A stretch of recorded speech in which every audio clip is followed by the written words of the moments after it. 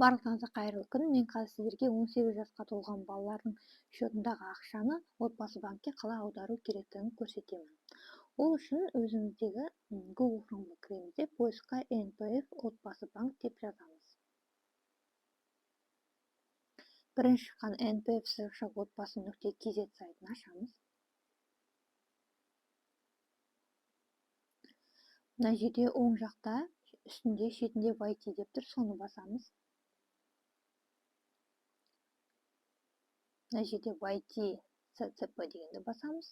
ECP-ны таңдаймыз. Аутты таңдаймыз, пароль енгіземіз. Сосын мына жерде нацфонд етем деп тұр, соны басамыз. Астында мына жерде сізде бір қатар документтер шығады. Осының әрқайсысын подписать етуіміз қажет. ECP арқылы подписать етеміз әрқайсысын бір-бірден.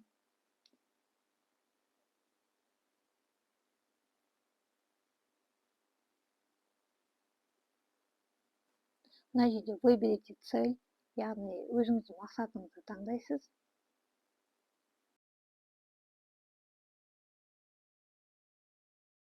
Менде үй болғандықтан мен пополнение вклада, жилищный, строительный сбережение дегенді таңдаймын.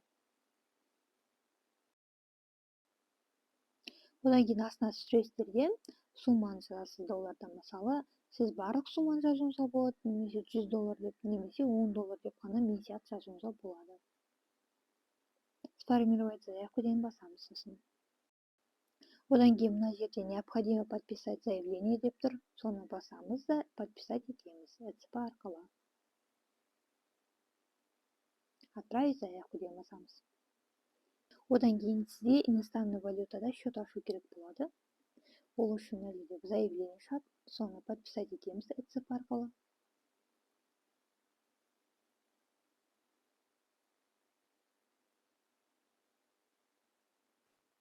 Сосын отправить заявку деген басамыз.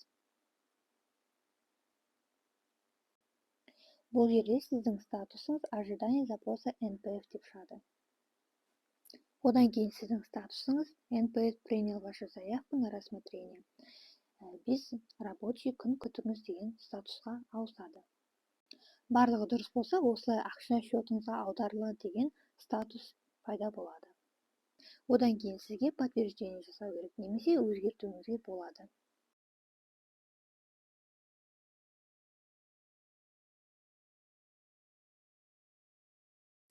Одан кейін сізде отбасы банкта счет болмаса, осылай жаңадан счет ашуыңызды сұрайды.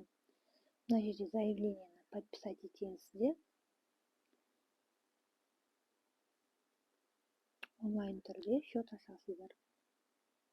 ECP таңдайсыздар мына жерде, отправить заявку дегенді басасыздар.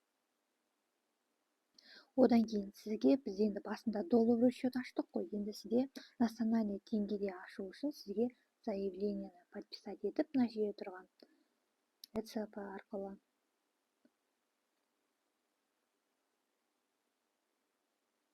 сосын отправить заявку дегенді басу керек. Конвертациядан кейін біз жаңағы ашқан депозитімізді таңдаймыз. Бізде әзірше 0 теңге. Подтвердить дегенді басамыз. Мына жерде заявление шықты, оның үстінен басамыз. ECP арқылы подписать етеміз. Отправить заявку дегенді басамыз. Мінекей ақша қаражаттары счетқа келіп түсті.